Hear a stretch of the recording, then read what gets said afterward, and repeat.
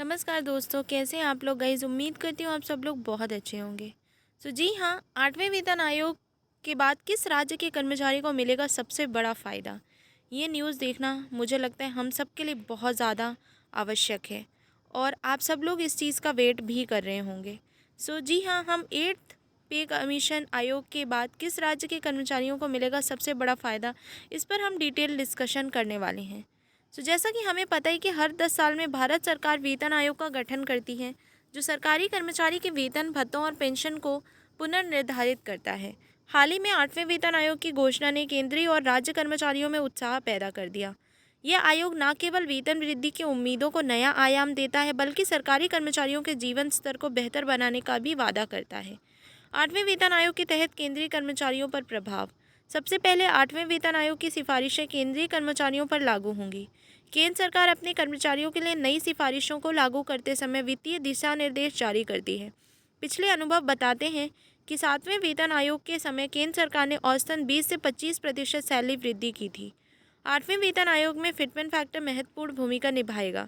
वर्तमान में यह 2.57 है, लेकिन अगर इसे बढ़ाकर 2.86 कर दिया जाता है तो कर्मचारियों की बेसिक सैलरी में उल्लेखनीय वृद्धि होगी।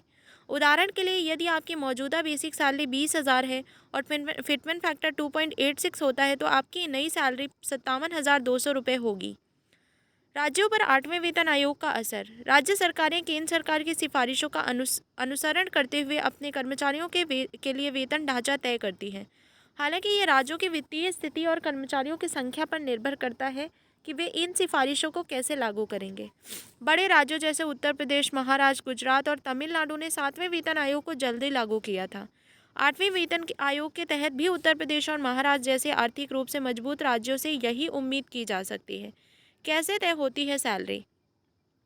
वेतन आयोग की सिफारिशें लागू करने के लिए राज्यों को कई चरणों से गुजरना होता है।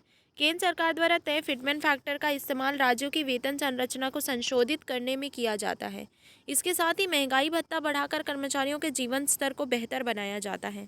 7वें वेतन आयोग के दौरान महंगाई भत्ता और फिटमेंट फैक्टर के आधार पर औसतन 20% से अधिक की सैलरी वृद्धि देखी गई।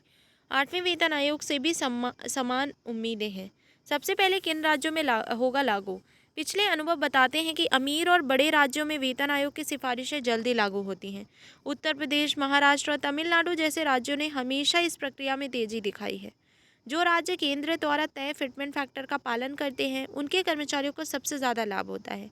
इसलिए ये कहना गलत नहीं होगा कि 8वें वेतन आयोग से इन राज्यों के सरकारी कर्मचारियों को सबसे पहले फ़ायदा देखने के लिए मिल सकता है। ये गाइस सारे एजम्पशंस लगाए जा रहे हैं। जो भी पहले पास्ट में चीज़ें हुई हैं उसके हिसाब से ही मैं आप लोगों को बता रही हूँ, और मुझे उम्मीद है कि महाराष्ट्र और उत्तर प्रदेश, तमिलनाडु जैसे राज्यों में बहुत बड़ी एकदम उम्मीद की लहर होगी कि जल्दी से राज्य सरकारें भी 8th पे कमीशन के बारे में कुछ डिस्कशन करें। पहले तो देखते हैं कि सेंट्रल गवर्नमेंट में इसका क्या डिसीजन निकलता है, कितना % इंक्रीमेंट होता है। इन सारी चीज़ों पर पहले ध्यान दिया जाना चाहिए, फिर राज्य सरकारों के लिए भी कुछ ना कुछ आपको अपडेट्स देखने के लिए मिलेंगे। और जो भी अपडेट्स होंगे वो मैं डेफ़िनेटली आप लोगों को चैनल के माध्यम से बताने की पूरी कोशिश करूँगी। उसके लिए क्या करना होगा, आपको चैनल को ज़रूर सब्सक्राइब करना होगा और साथ ही साथ बेल आइकन को भी प्रेस ज़रूर करना होगा। आज के लिए इतना ही गाइस, मिलते हैं अगली वीडियो में। जय हिंद, जय भारत।